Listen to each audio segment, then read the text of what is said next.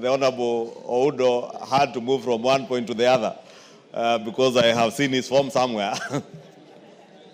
And there's a lot of lobbying, jostling for these positions.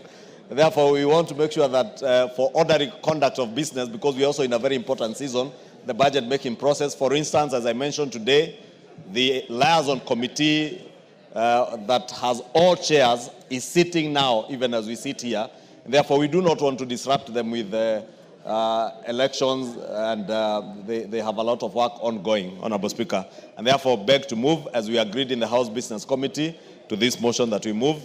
I beg to move and request the Leader of Minority, the Honorable Junnet Mohammed, to second in agreement. Honorable Junnet, disband that Kamkunji and... I know the Honorable Katan. I was asking the Leader of Minority to second, and the Honorable Katana is distracting him. And you know, before the Honorable Junnet walked in, and I know he was in a meeting in his office with the members of his coalition, the Honorable Amboka was seated where he seated.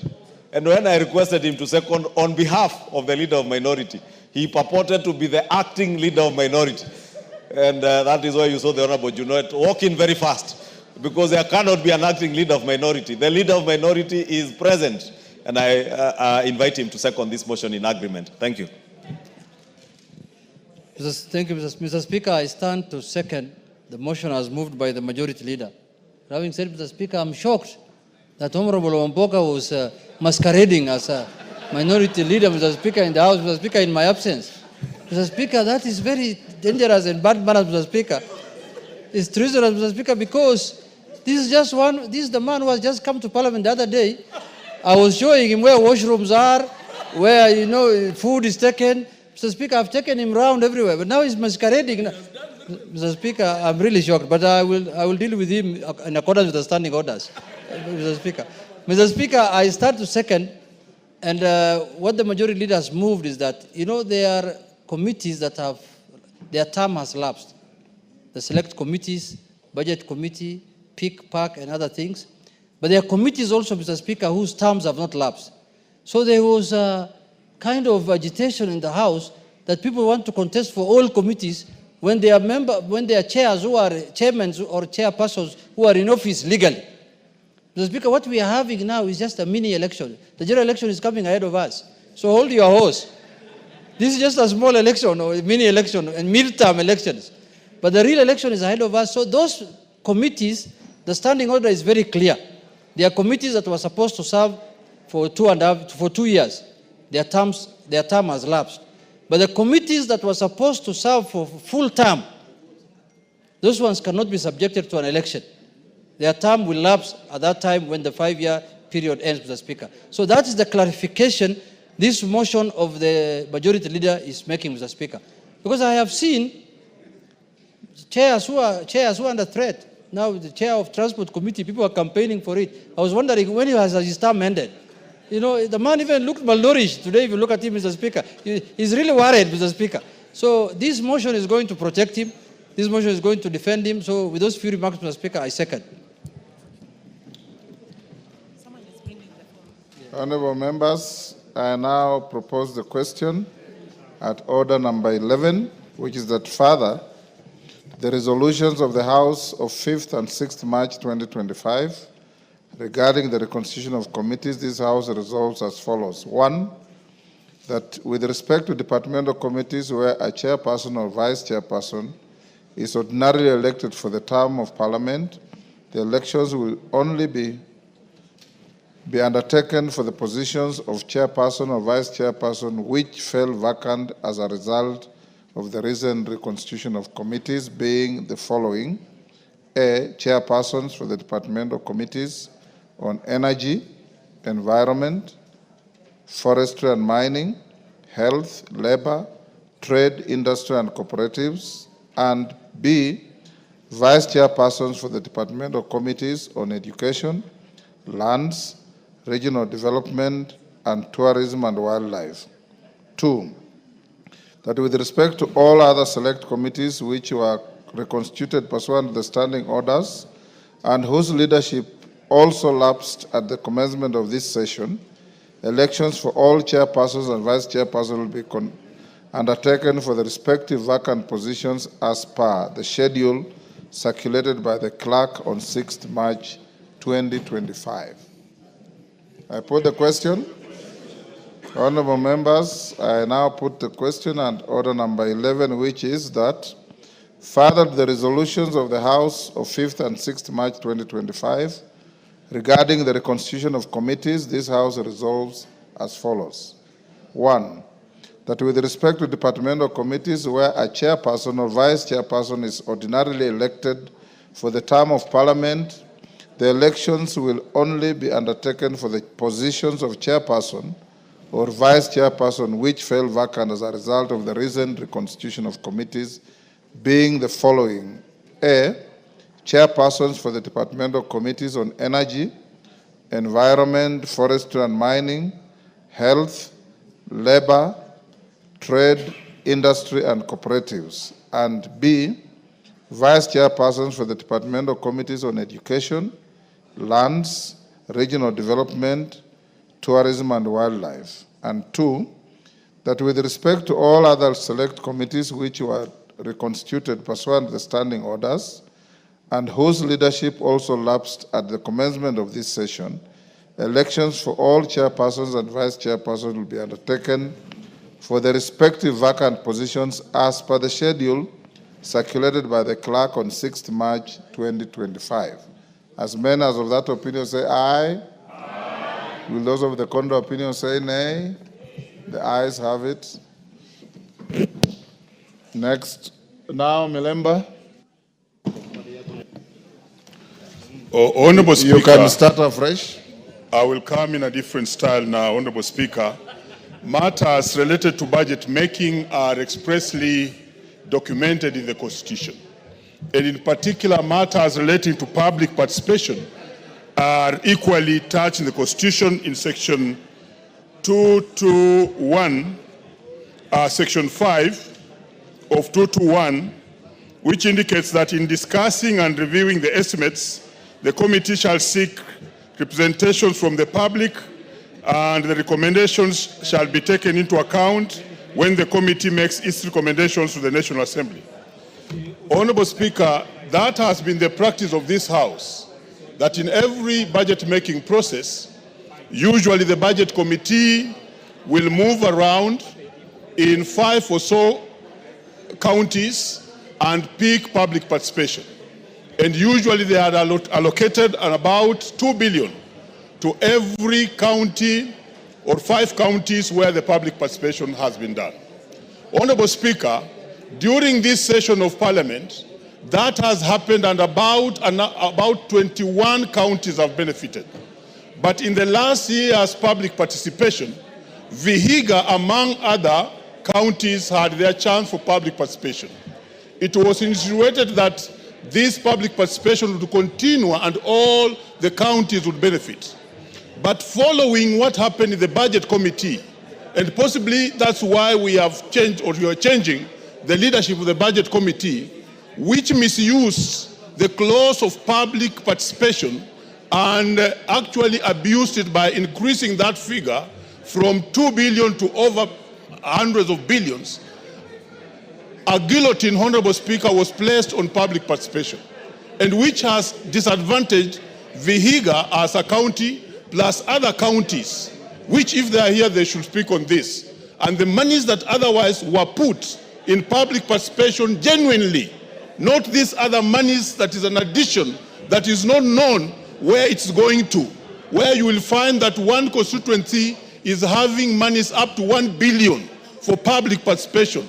No, Honorable Speaker, that was not part of the real public participation that was instrumented in the Constitution. And therefore, our county Vihiga has lost all the roads, all the schools, all the monies that were otherwise allocated to that particular county because of public participation. I want you, Honorable Speaker, please, to beseech the committee that is now looking at the budget afresh in the supplementary one, so that they may bring back the monies that are genuinely placed for public participation and which is not the extras that was put there by those who were in power that particular time and ended up misusing that clause so as for the constituencies and the counties that were supposed to get these monies genuinely to lose the money. And finally, this should be a caution to those who are coming into these committees that a very good thing and practice by this House can be rendered useless if it is abused by those who are put in positions as chairmen of committees. Thank you, Honorable Speaker. Yes, Maungu. Maungu. 2 minutes. Thank you, Speaker. Allow me ride on what my neighbor and brother Omboko Milemba has just raised with regard to funds initially allocated to public participation, Mr. Speaker. Mr. Speaker, for a long time, counties have benefited significantly as a result of funds set aside through public participation kitty. And for the first time, Vihiga was catered for in this financial year, Mr. Speaker. And Speaker, during the public hearings, I did participate in one of those meetings, and it was important that we bring projects that we felt as a people were important to our respective constituencies in the county. And it's unfortunate that whatever happened in June, whereby the uprising of the Gen Zs saw this kitty slashed off, Mr. Speaker. But the challenge came where the fund, where the money that had been allocated was increased to a level whereby it was actually felt that some counties are going to benefit more than other counties, Mr. Speaker. I want to join my brother and actually request that the liaison committee that is looking at the public participation should not just brush off that figure, Mr. Speaker, because for the first time, Vihiga was going to benefit. And having it deleted, Mr. Speaker, will actually see our people and the great people of Vihiga omitted from this important kitty, which is supposed to bring equity. I therefore want to join my brother in saying that, Mr. Speaker, we need your indulgence on this matter. Thank you. Wangwe. Thank you, Honorable Speaker. Honorable Speaker, within the reading of the Constitution, Article 221, as read to us by the Honorable Omboko Milemba, this will also disadvantage Kakamega as a county, Honorable Speaker. And in your ruling, Honorable Speaker, please consider that also the same amount which was supposed to benefit the county of Kakamega in its entirety was also not dispersed as per the voting of the House. Therefore, Honorable Speaker, despite the fact that we voted for it, it was never dispersed to the county as it was supposed to be. Thank you, Honorable Speaker. Majority Leader.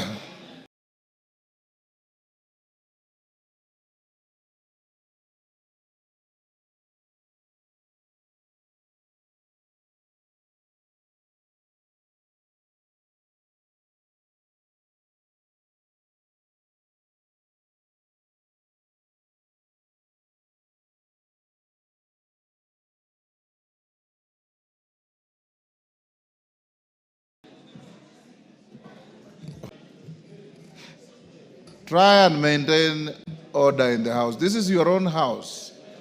You don't have to be called upon by the Speaker to maintain order.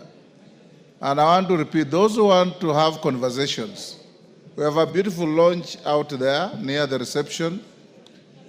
I have also allowed you to use the Speaker's recess room behind the chair for you to have conversations as you wish. Let's have some decorum in the House at least, so that those who are on their feet can be heard and those who are seated can listen. I know many members here who are interested in listening to what is going on.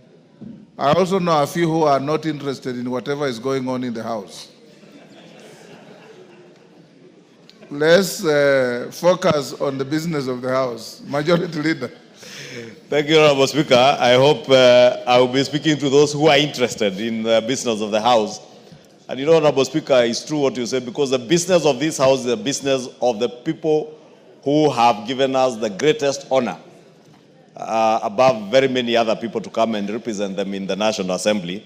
And the issues you hear the Honorable Omboko raise are indeed pertinent issues in line with Article 201 of our Constitution on the cardinal place public participation should play in all our legislative processes and even decisions in the executive.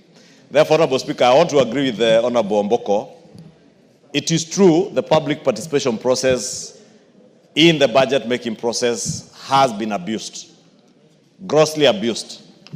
And as Honorable Mboko says, that is why you find in a situation where 2 billion shillings was set aside for public participation, those who sat in the budget committee found it prudent or imprudent, whatever the case may be, to put an additional 10 billion shillings.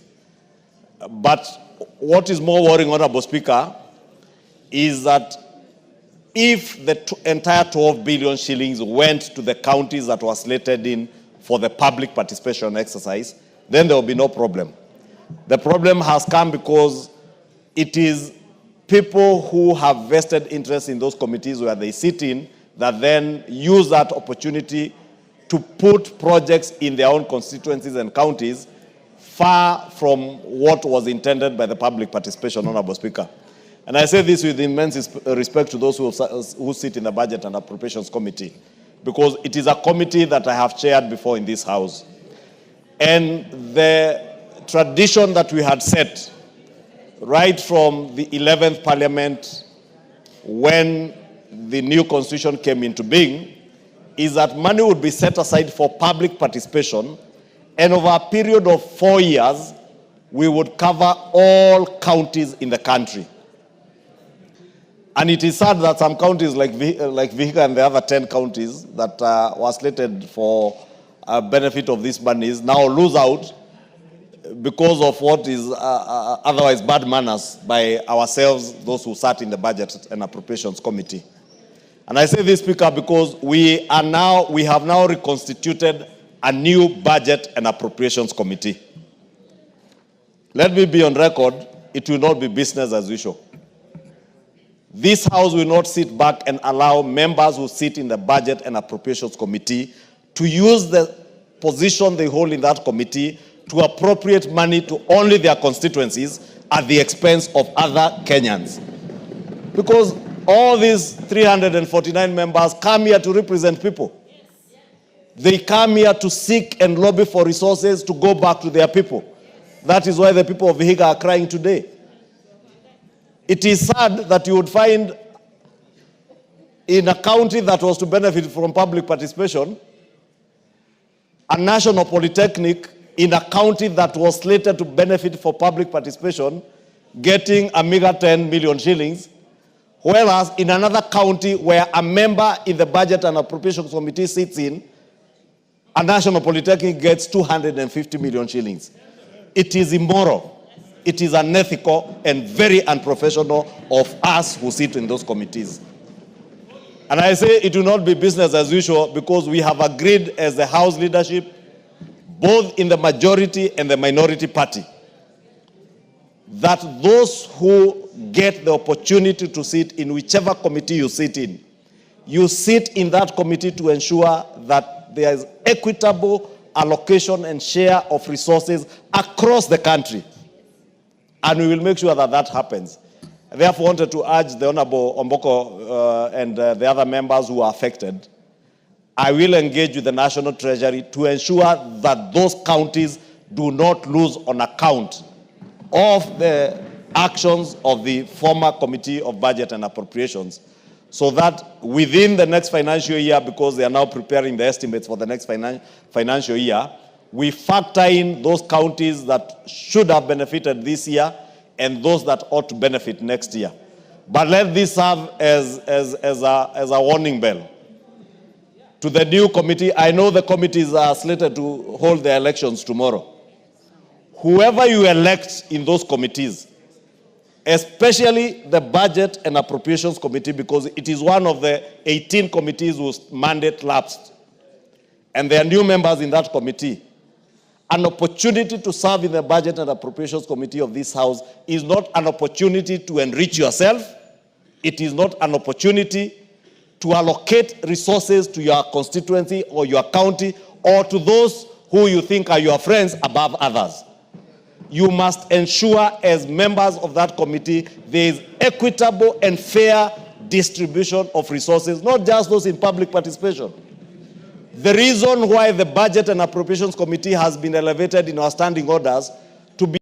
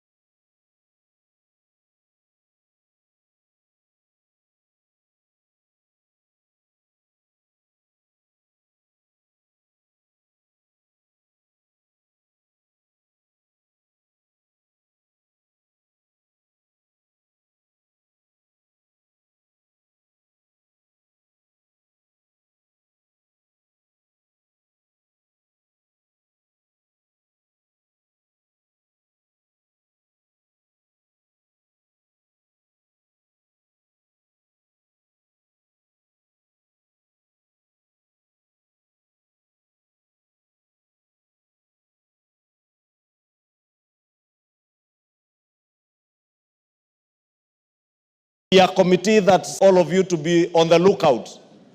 And we call out each out.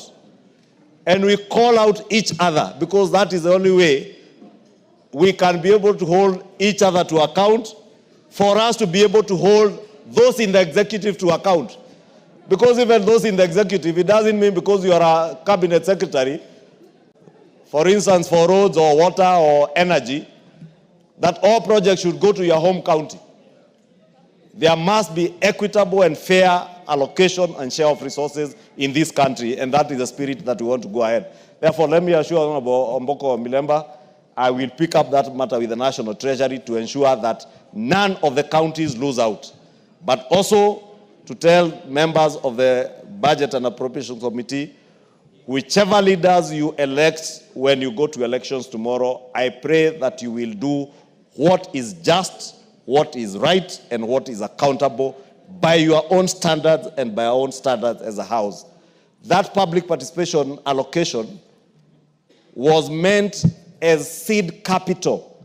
When you go out and listen to Kenyans, they tell you this national polytechnic in this county has 20 or 10,000 students. They have hostels that accommodate only 1,000 students. You know, 2 billion shillings might not even be enough maybe to build hostels in that one particular institution. But you put in seed capital, which informs the next budget-making process. Therefore, if, for instance, the Honorable Omboko's constituency in Vihiga, they had a road that was identified as a critical link between his constituency and the county of Kisumu or another neighboring county, and the members of the Budget and Appropriations feel that that road is such a critical link, then they put maybe 50 million shillings or 20 million shillings as seed capital so that they get a budget line that will be added onto in the subsequent financial year's budget. Now, this year they should have benefited to add, but public participation should not be an end by itself, or you allocate, probably you find a school where they have no classrooms, children, you go to Turkana or maybe to somewhere and find children, especially or Baringo, where people had been displaced by bandits, classrooms were demolished or burnt down, and you find you can allocate 10 million shillings and give a school money to allow children to go to schools. That was the essence of public participation, but not the kind of abuse that we have seen in the last 2 years. And Honorable Speaker, I want to commit on behalf of the House leadership, in the majority, on the minority side, that we shall make sure it no longer happens in this House. Thank you, Honorable Speaker. Junnet.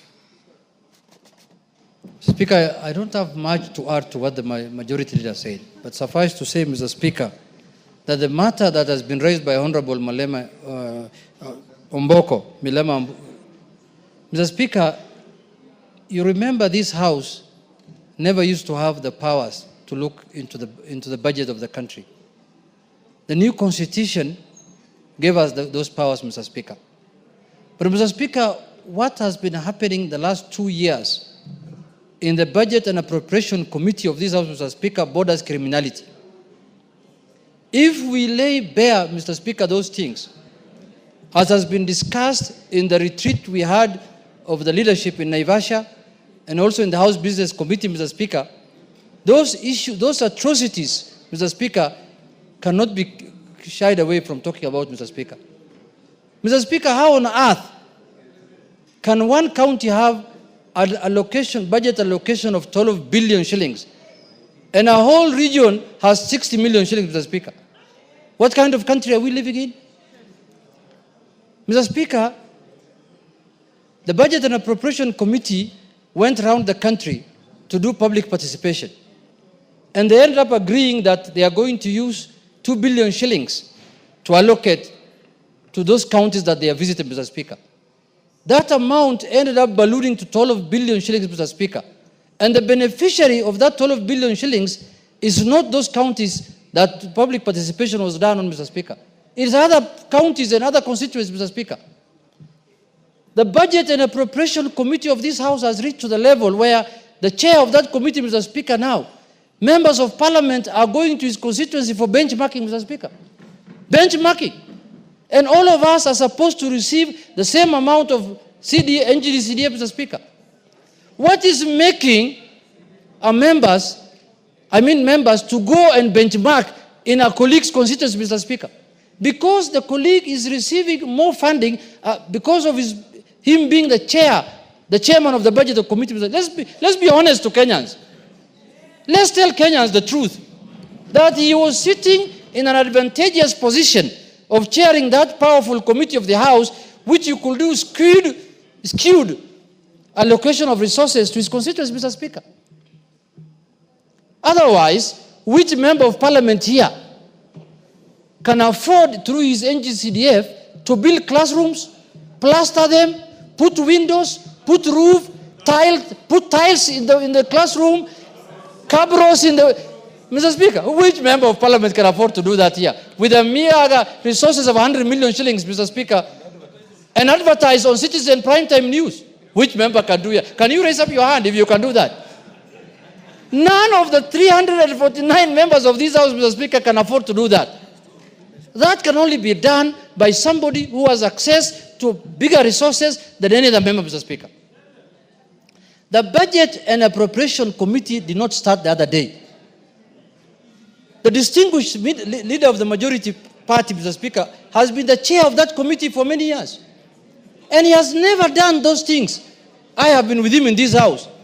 He has been very careful, and he has shared the resources of the country equitably, Mr. Speaker. I can say that without any fear of contradiction. Mr. Speaker, I want to remind members of this House, for those of us who have been here that time, who have been here for long, when the Budget Committee was chaired by Honorable, what was his name? The Member of Parliament from Embu, Mbere, the Reverend Mutava Musimi, Mr. Speaker. Members of that committee did the same thing they have done the last 2 years. And one afternoon, the late Honorable Jacoyo Bidiwo came to the House, and he was seated exactly where I'm sitting today, and told the House the amount of money the Budget Committee put for themselves in the budget, Mr. Speaker.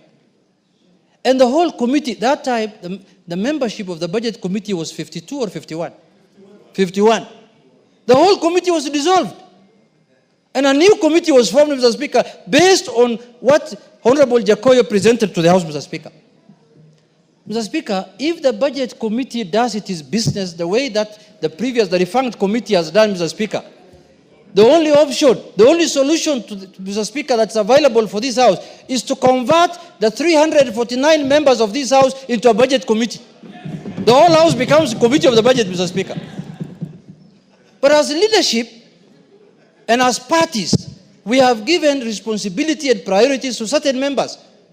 And especially on our side, and I'm sure even on Kenya Kwanza's side, we have picked one member per county from different regions and different counties, so that they can represent the interest of those regions and those counties and those constituencies.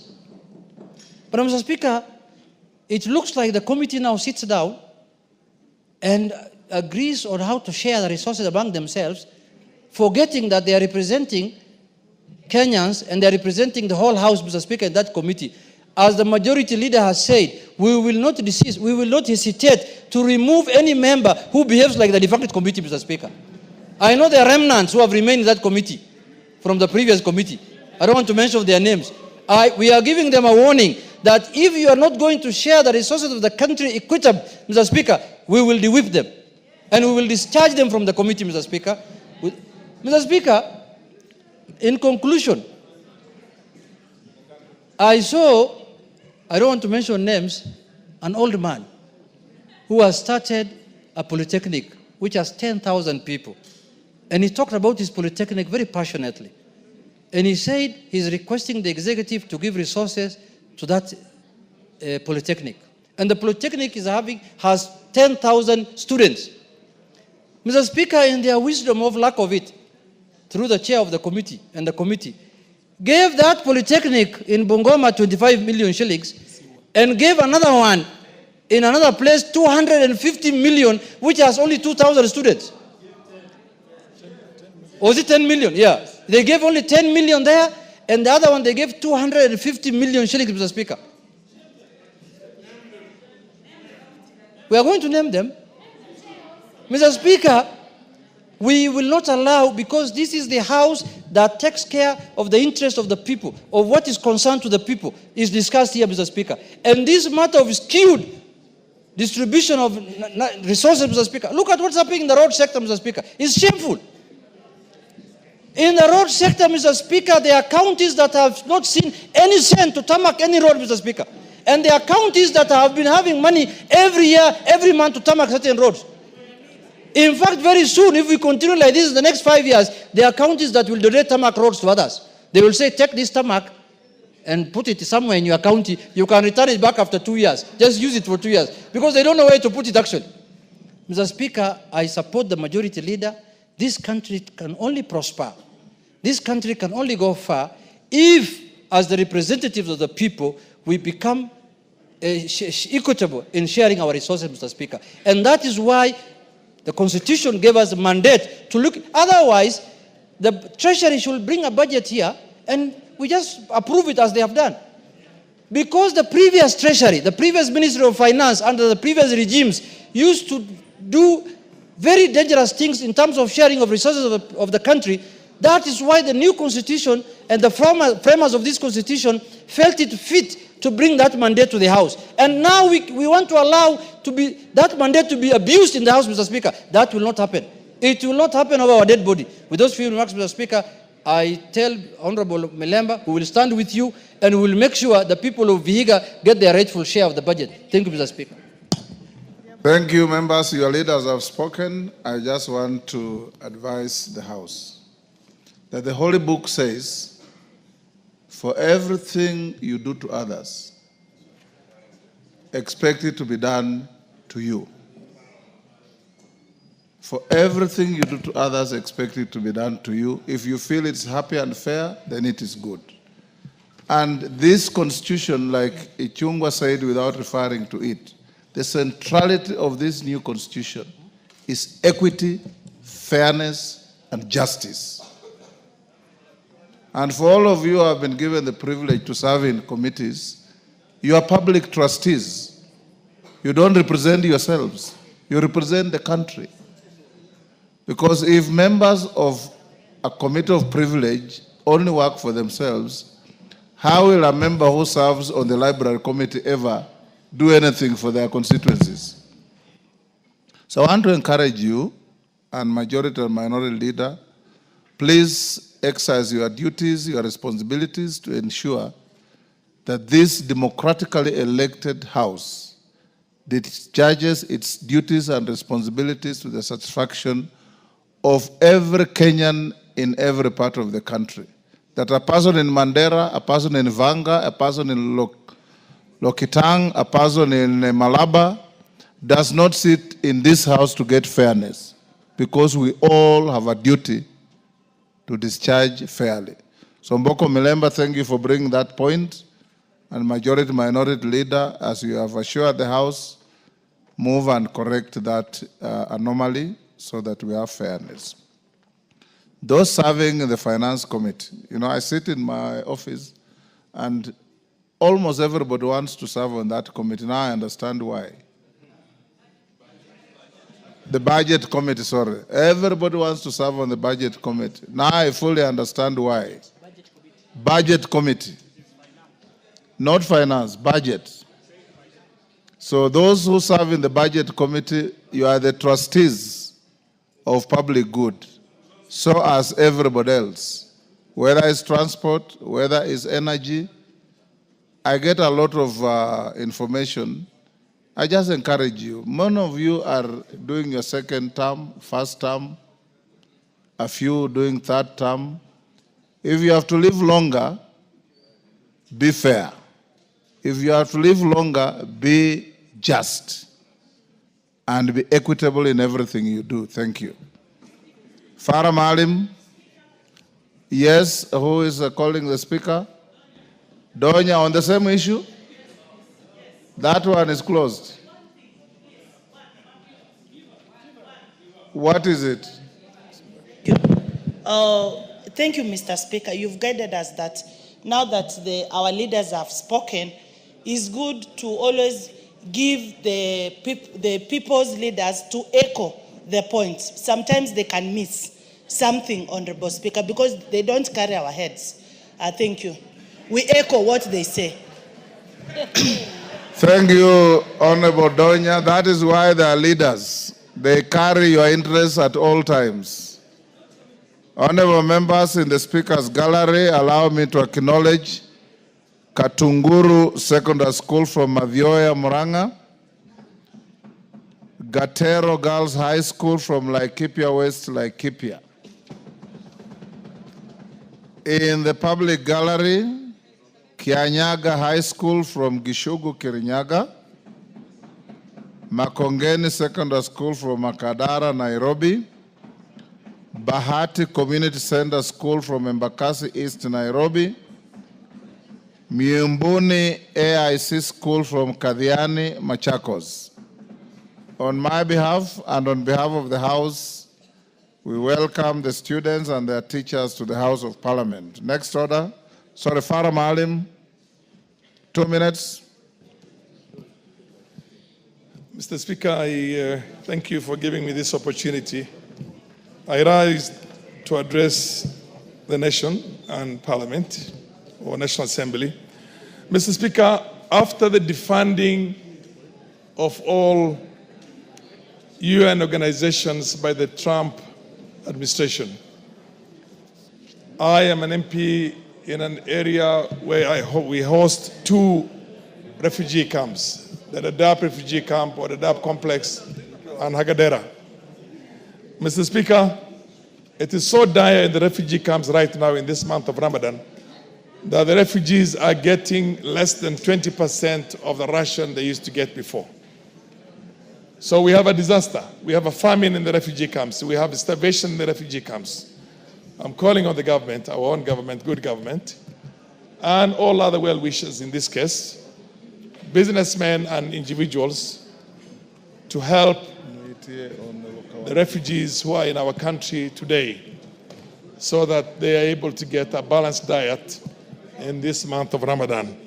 Mr. Speaker, I particularly call upon the Department of Special Programs to deal with this thing. Otherwise, we are watching starvation in the eyes.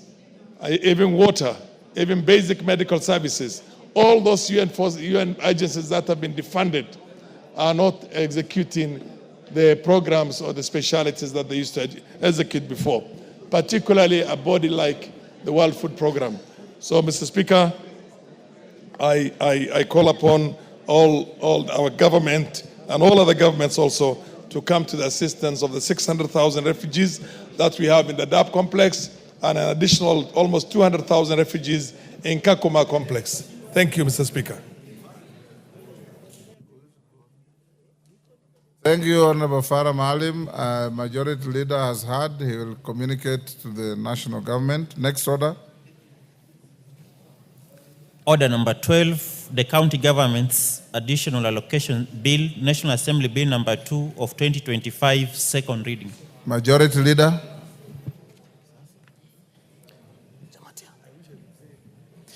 Thank you, Honorable Speaker. Honorable Speaker, I beg to move that the County Government Additional Allocations Bill, National Assembly Bill number 2 of 2025, be now read a second time. Honorable Speaker, this bill we are publishing it, we publish it for the second time, Honorable Speaker, following the lapse of the mediation process on the bill that we had published last year. Honorable Speaker, you know this additional county allocations bill has additional allocations that go to the county governments above what we share on the, or rather in the division of revenue bill.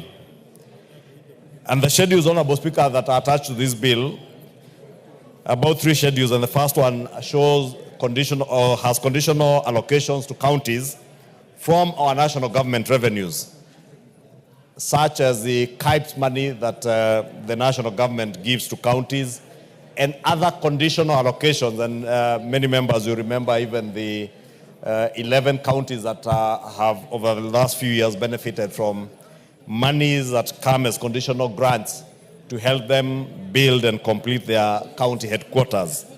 And that is the first schedule that details all the additional conditional allocations.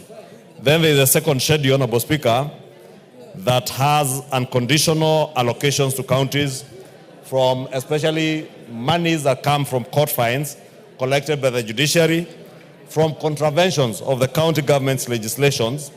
Because, Honorable Speaker, many people are taken to court and levied fines and penalties for having contravened county government legislative proposals or legislations or bylaws in our towns and elsewhere, Honorable Speaker.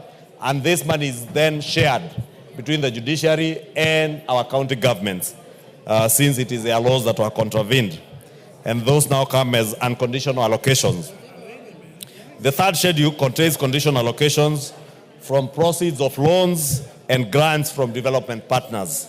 Honorable Speaker, many of these loans and grants touch on very sensitive areas of our national resources management.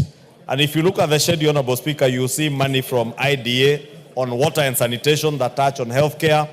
You see money that goes to the Kenya Urban Support Program on urban development grants, grants that have transformed in a great manner many of our towns, including my own town in Kikuyu. Kikuyu town was transformed through allocations by the World Bank program under the Kenya Urban Support Program. There is a KISIP, the Kenya Informal Settlement Improvement Project, that has benefited many people, especially those in urban areas where there are informal settlements. And they have benefited immensely from these allocations, Honorable Speaker.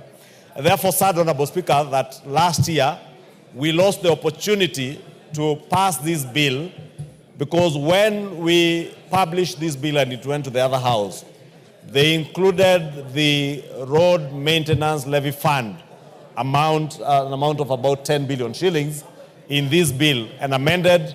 And when we disagreed with them, Honorable Speaker, we went into a mediation process that then lapsed at the end of the last financial year.